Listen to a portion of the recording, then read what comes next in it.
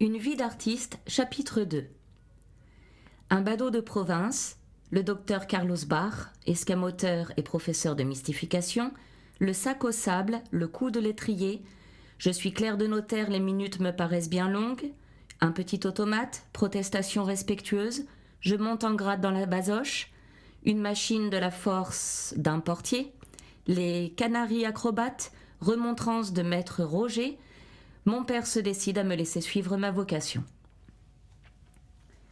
Dans le récit que je viens de faire, on n'a trouvé que des événements simples et peu dignes peut-être d'un homme qui souvent a passé pour un sorcier, mais patience lecteur, encore quelques pages d'introduction à ma vie d'artiste, et bientôt ce que vous cherchez dans ce livre va se dérouler à vos yeux. Vous saurez comment se fait un magicien et vous apprendrez que l'arbre où se cueille cette baguette magique, qui enfantait mes prétendus prodiges, n'est autre qu'un travail opiniâtre, persévérant et longtemps arrosé de mes sueurs. Bientôt aussi, en vous rendant témoin de mes travaux et de mes veilles, vous pourrez apprécier ce que coûte une réputation dans mon art mystérieux. Au sortir du collège, je savourais d'abord toutes les joies d'une liberté dont j'avais été privé depuis tant d'années. Pouvoir aller à droite à gauche, parler ou se taire au gré de ses désirs, se lever tôt ou tard selon ses inspirations, n'est-ce pas pour un écolier le paradis sur terre ? J'usais largement de ces ineffables plaisirs, ainsi le matin, quoique j'eusse conservé l'habitude de m'éveiller à 5 heures, dès que la pendule m'indiquait ce moment, autrefois si terrible, je me mettais à rire aux éclats en accompagnant cet accès de gaieté maligne d'un monologue animé, sorte de défi jeté à d'invisibles surveillants. Puis, satisfait de cette petite vengeance rétroactive, je me rendais jusqu'à l'heure du déjeuner. Après le repas, je sortais sans autre but que celui de faire ce que j'appelais une bonne flânerie. Je fréquentais de préférence les promenades publiques, car j'avais plus de chances que partout ailleurs d'y trouver quelques distractions pour occuper mes loisirs. Aussi ne se passait-il aucun événement dont je ne fusse le témoin. J'étais en un mot le badaud personnifié, la gazette vivante de ma ville natale. La plupart de ces événements présentaient en eux-mêmes un bien faible intérêt. Pourtant, un jour, j'assistais à une petite scène qui laissa dans mon esprit de profonds souvenirs. Une après-midi, comme j'étais à me promener sur le Mail, qui borde la Loire, plongé dans les réflexions que me suggérait la chute des feuilles et leurs tourbillons soulevés par une bise d'automne, je fus tiré de cette douce rêverie par le son éclatant d'une trompette très habilement embouchée. Je laisse à penser si je fus le dernier à me rendre à l'appel de cette éclatante mélodie. Quelques promeneurs, affriandés comme moi par le talent de l'artiste mélomane, vinrent également former cercle autour de lui. C'était un grand gaillard, à l'œil vif, au teint basané, aux cheveux longs et crépus, portant le poing sur la hanche et la tête élevée. Son costume, quoique d'une composition assez burlesque, était néanmoins propre et annonçait un homme pouvant avoir, comme diraient les gens de sa profession, du foin dans ses bottes. Il portait une redingote marron, surmontée d'un petit collet de même couleur et garni de larges brandebourgs en argent. Autour de son cou, négligemment posé, s'enroulait une cravate de soie noire. Les deux extrémités en étaient réunies par une bague ornée d'un diamant qui eût pu enrichir un millionnaire, si cette pierre n'eût eu le malheur de s'appeler Strass. Son pantalon noir était largement étoffé. Il n'avait point de gilet, mais en revanche un linge très blanc sur lequel s'étalait une énorme chaîne en chrysocale, avec une collection de breloques dont le son, métallique, se faisait entendre à chaque mouvement du musicien. J'eus tout le temps de faire ces observations, car mon homme, ne trouvant pas sans doute son assistance assez nombreuse pour mériter l'honneur d'une séance, fit durer son prélude musical au moins un quart d'heure. Enfin, le cercle s'étant insensiblement agrandi, la trompette cessa de se faire entendre. L'artiste posa son instrument à terre, fit gravement le tour de l'assemblée en exhortant chacun à reculer un peu, puis s'arrêtant, il passa la main dans ses longs cheveux et sembla se recueillir dans une aspiration toute de poésie. Peu habitué au charlatanisme de cette mise en scène de la place publique, je regardais cet homme avec une confiante admiration et me préparais à ne pas perdre un mot de ce que j'allais entendre. « Messieurs, s'écria-t-il d'une voix assurée et sonore, écoutez-moi, je ne suis point ce que je parais être. Je dirais plus, je suis ce que je parais n'être pas. Oui, messieurs, oui, avouez-le, vous me prenez pour un de ces pauvres diables venant implorer quelques gros sous de votre générosité. Eh bien, détrompez-vous. Si vous me voyez aujourd'hui sur cette place, sachez que je n'y suis descendu que pour le soulagement de l'humanité souffrante, en général pour votre bien en particulier, comme aussi pour votre agrément. Ici, l'orateur, qu'à son accent on pouvait aisément reconnaître pour un des riverains de la Garonne, passa une seconde fois la main dans sa chevelure, releva la tête, humecta ses lèvres, et prenant un air de dignité majestueuse, il continua. « Je vous apprendrai tout à l'heure qui je suis. Et vous pourrez m'apprécier à ma juste valeur. En attendant, permettez-moi de vous présenter, pour vous distraire, un faible échantillon de mon savoir-faire. » L'artiste, après avoir régularisé le cercle de ses auditeurs, dressa devant lui une table à X, sur laquelle il déposa 3 gobelets de fer blanc, si bien polis qu'on les eût pris pour de l'argent. Puis il se saisit d'une gibecière en velours d'Utrecht rouge, dans laquelle il plongea ses mains pendant quelques instants, sans doute pour préparer les prestiges qu'il allait présenter, et la séance commença. Dans une longue série de tours, les muscades, d'abord invisibles, parurent au bout des doigts de l'escamoteur, passèrent successivement d'un gobelet sous un autre, à travers la table, même jusque dans la poche d'un spectateur, pour sortir ensuite, à la grande joie du public, du nez d'un jeune badaud. Celui-ci prit le fait au sérieux et il se tua à se moucher pour s'assurer qu'il ne lui restait plus de ces petites boules dans le cerveau. L'adresse avec laquelle ces tours furent faits, la bonhomie apparente de l'opérateur dans l'exécution de ses ingénieux artifices me produisirent la plus complète illusion.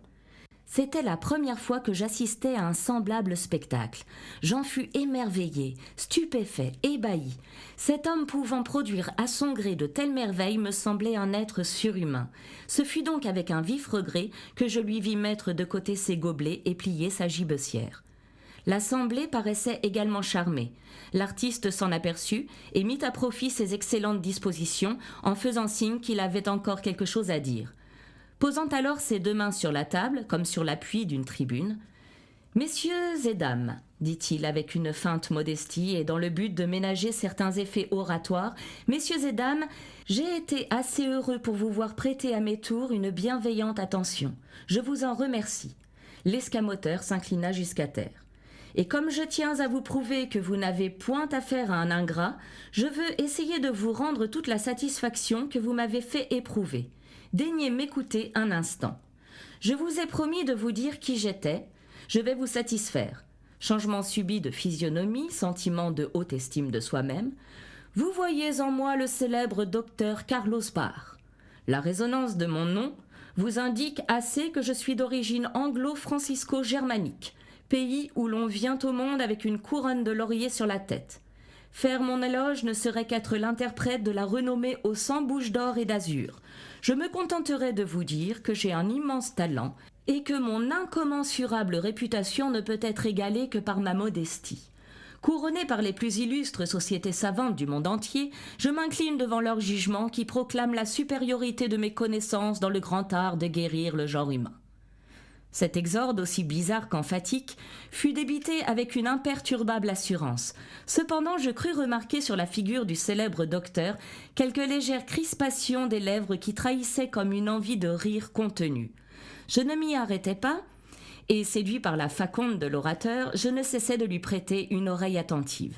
« Mais, messieurs, ajouta-t-il, c'est assez vous entretenir de ma personne. Il est temps que je vous parle de mes œuvres. Apprenez donc que je suis l'inventeur du baume Vermufugopanaceae, dont l'efficacité souveraine est incontestable. Oui, messieurs, oui, le ver, cet ennemi de l'espèce humaine, le ver, ce destructeur de tout ce qui porte existence, le ver, ce rongeur acharné des morts et des vivants, est enfin vaincu par ma science. Une goutte, un atome de cette précieuse liqueur suffit pour chasser à tout jamais cet affreux parasite. Avez-vous des vers longs, des vers plats, des vers ronds? Peu m'importe la forme, je vous en délivrerai. Avez-vous encore le ver macaque, qui se place entre cuir et chair, le ver coquin, qui s'engendre dans la tête de l'homme, le ténia, vulgairement appelé le ver solitaire? Venez à moi sans crainte, je vous les extirperai sans douleur. Et messieurs, telle est la vertu de mon baume merveilleux que non seulement il délivre l'homme de cette affreuse calamité pendant sa vie, mais que son corps n'a plus rien à craindre après sa mort. Prendre mon baume, c'est s'embaumer par anticipation. L'homme alors devient immortel. Ah, messieurs, si vous connaissiez toutes les vertus de ma sublime découverte, mais vous vous précipiteriez sur moi pour me l'arracher en me jetant des poignées d'or, ce serait plus une distribution, ce serait un pillage aussi. Je m'arrête. L'orateur s'arrêta en effet un instant et essuya son front d'une main, tandis que de l'autre il indiquait à la foule qu'il n'avait pas fini. Déjà un grand nombre d'auditeurs cherchaient à s'approcher du savant docteur. Carlos Barr sembla ne pas s'en apercevoir et reprenant la pose dramatique qu'il avait un instant quittée, il continua ainsi. « Mais me direz-vous, quel peut être le prix d'un tel trésor? Serons-nous assez riches pour l'acquérir? Et messieurs, c'est ici le moment de vous faire connaître toute l'étendue de mon désintéressement. Ce baume, pour la découverte duquel j'ai séché ma vie, ce baume que des souverains ont acheté au prix de leur couronne, ce baume enfin que l'on ne saurait payer, je vous le donne. » À ces mots inattendus, la foule frémissante d'émotion reste un instant interdite. Puis, comme s'ils eussent été sous l'impression du fluide électrique, tous les bras se lèvent, suppliant, et implorent la générosité du docteur. Mais ô surprise, ô déception, Carlos Barr, ce docteur célèbre, Carlos Barr, ce bienfaiteur de l'humanité, quitte soudainement son rôle de charlatan et se prend d'un rire homérique. Ainsi que dans un changement à vue, la scène est transformée, tous les bras levés retombent en même temps, on se regarde, on s'interroge, on murmure, puis l'on s'apaise et bientôt la contagion du rire gagnant de proche en proche, la foule éclate en chœur. L'escamoteur s'arrête le premier et réclame le silence. « Messieurs, dit-il alors d'un ton de parfaite convenance, ne m'en veuillez point de la petite scène que je viens de jouer. J'ai voulu par cette comédie vous prémunir contre les charlatans qui chaque jour vous trompent, ainsi que je viens de le faire moi-même. Je ne suis point docteur, mais tout simplement escamoteur, professeur de mystification et auteur d'un recueil dans lequel vous trouverez, outre le discours que je viens de vous débiter, la description d'un grand nombre de tours d'escamotage. Voulez-vous connaître l'art de vous amuser en société ?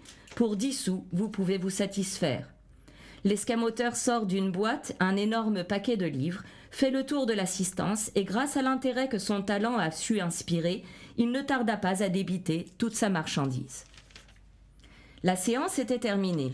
Je rentrai à la maison, la tête pleine de tout un monde de sensations inconnues.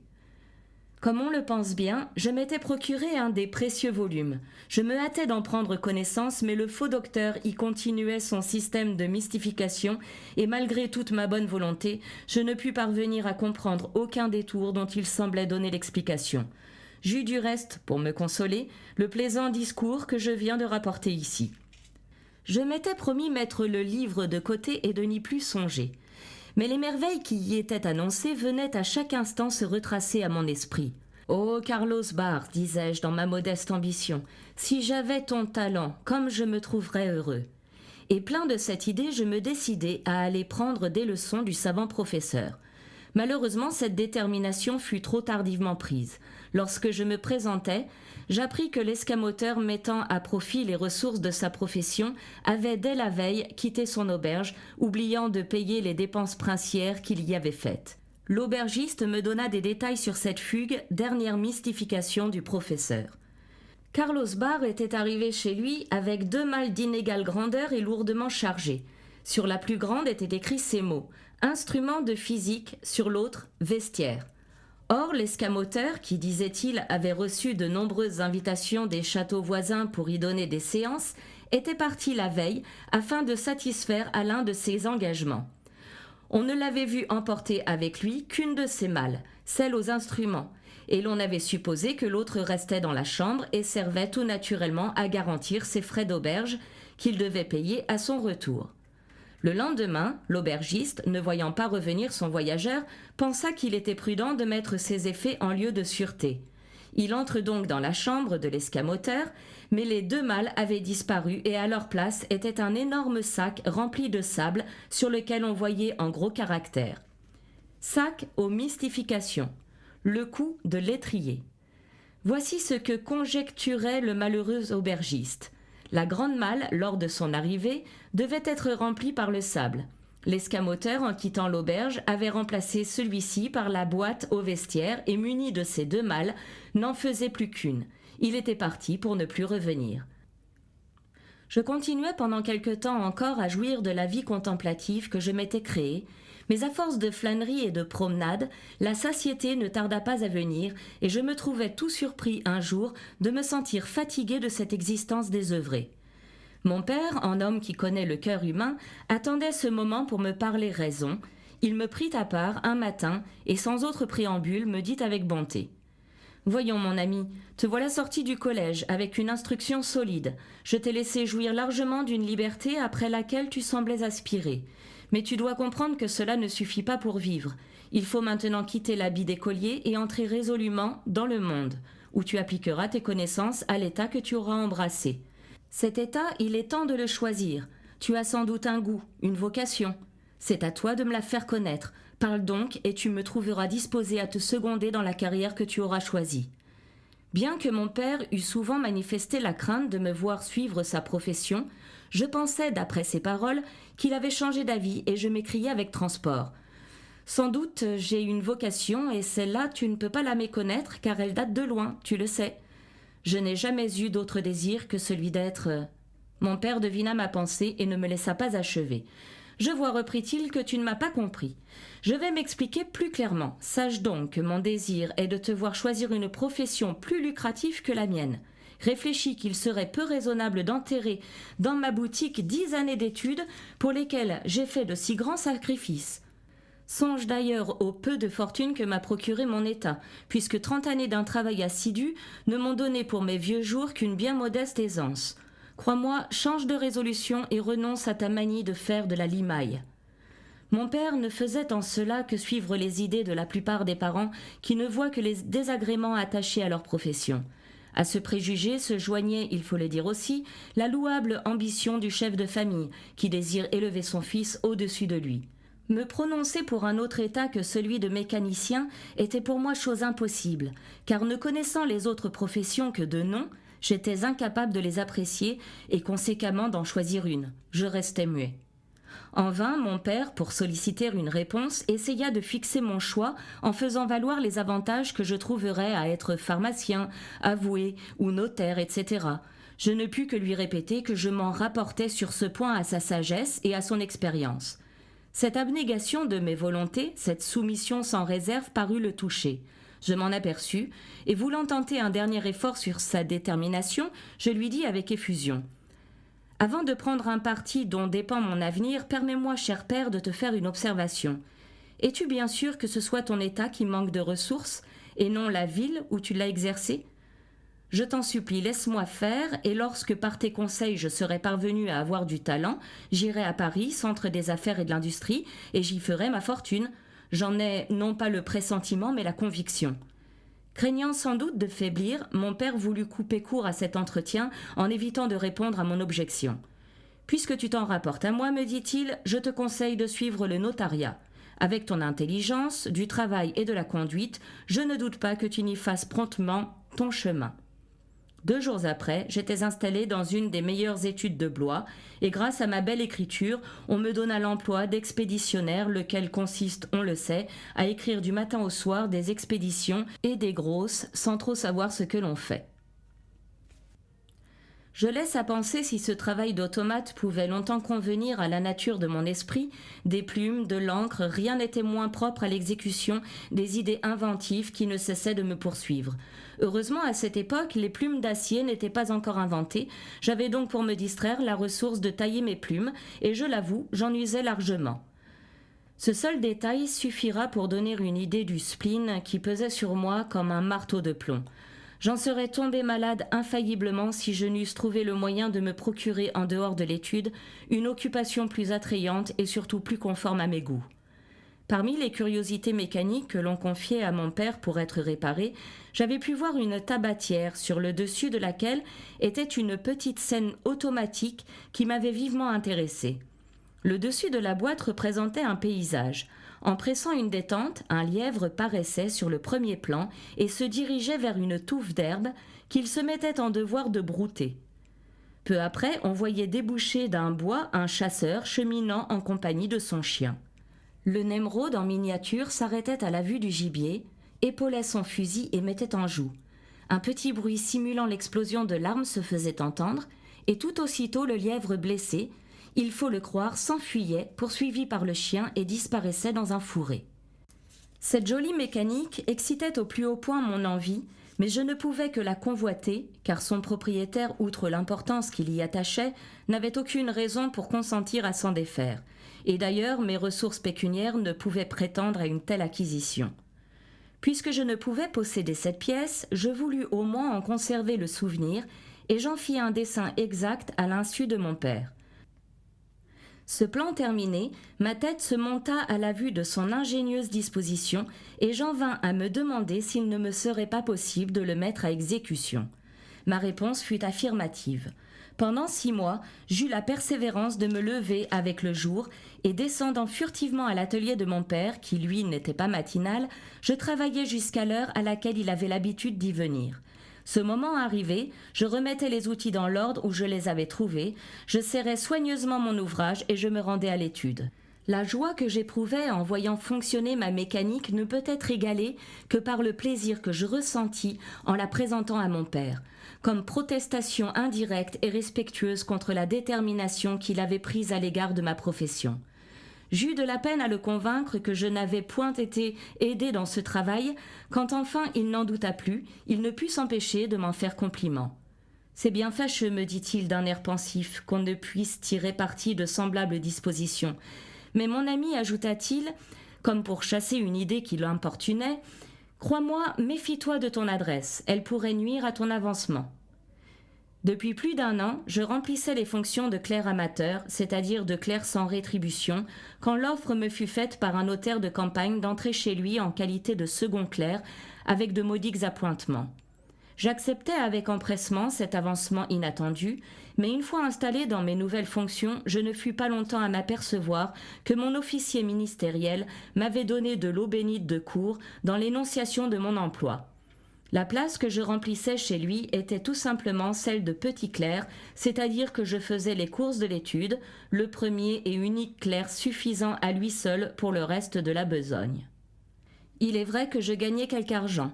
C'était le premier que mon travail me procurait. Cette considération rendit la pilule moins amère à mon amour-propre. D'ailleurs, M. Roger, ainsi se nommait mon nouveau patron, était bien le meilleur des hommes. Son abord, plein de bienveillance et de bonté, m'avait séduit dès le premier jour, et je puis ajouter que je n'eus qu'à me louer de ses procédés envers moi tout le temps que je passais dans son étude.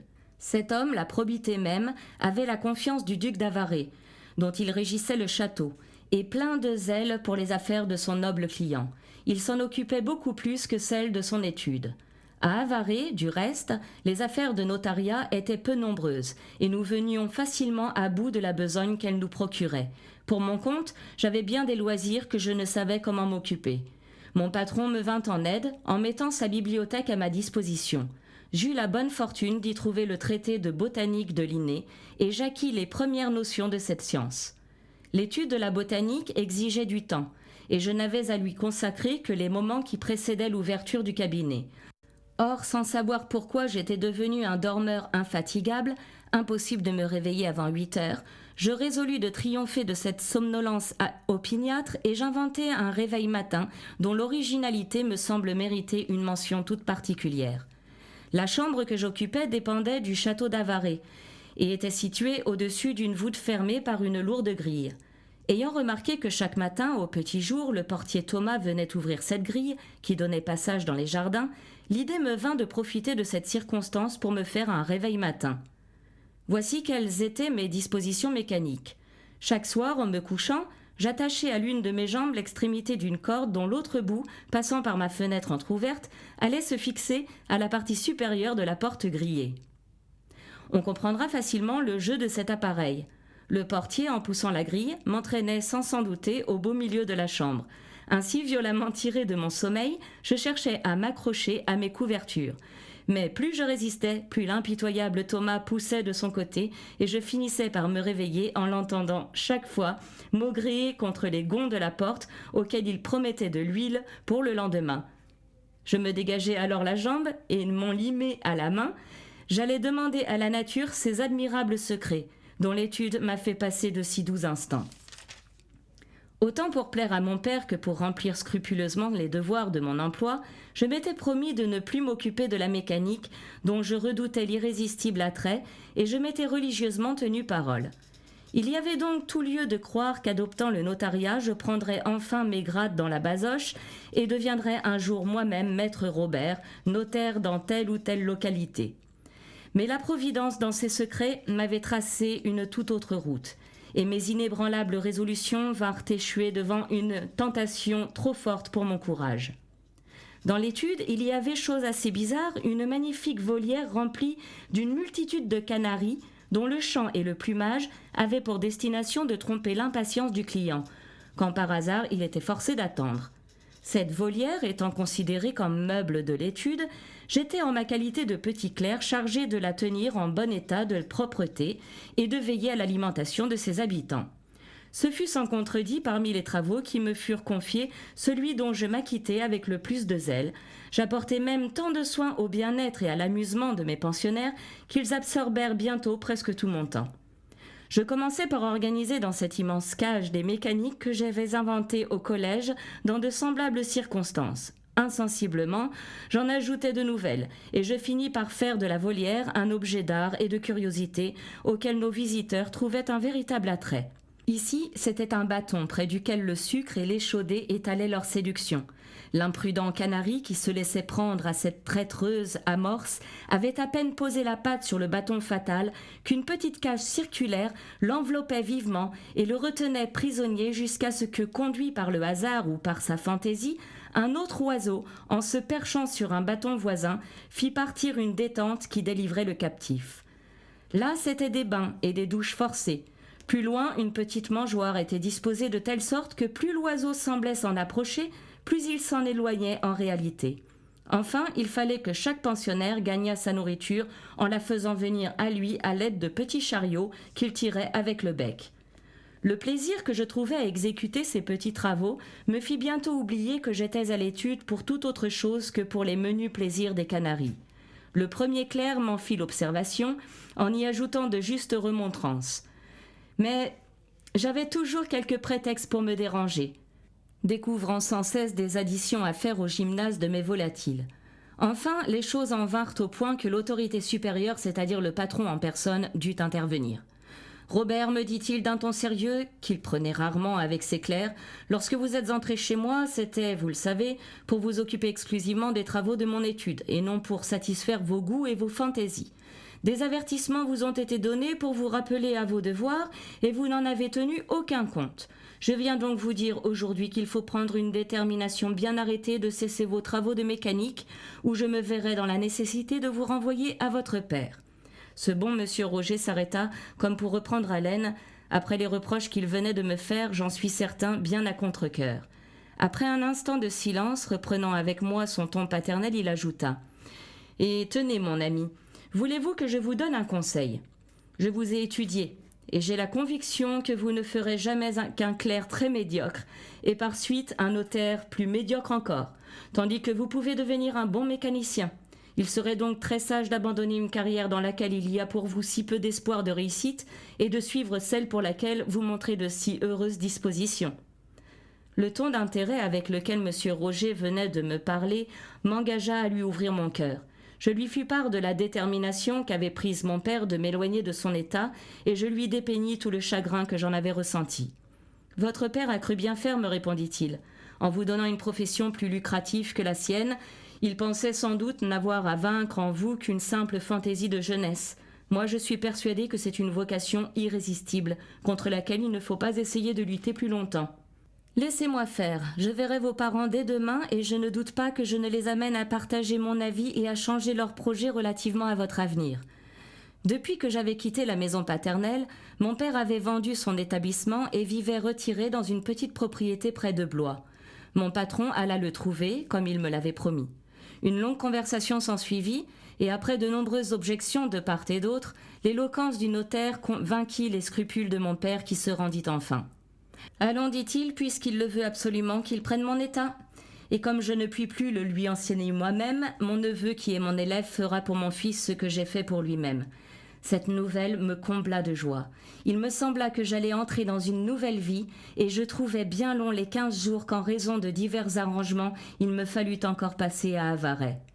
Enfin, je partis pour Blois et dès le lendemain de mon arrivée, je me trouvais installée devant un étau, la lime à la main, et recevant de mon parent ma première leçon de mécanique.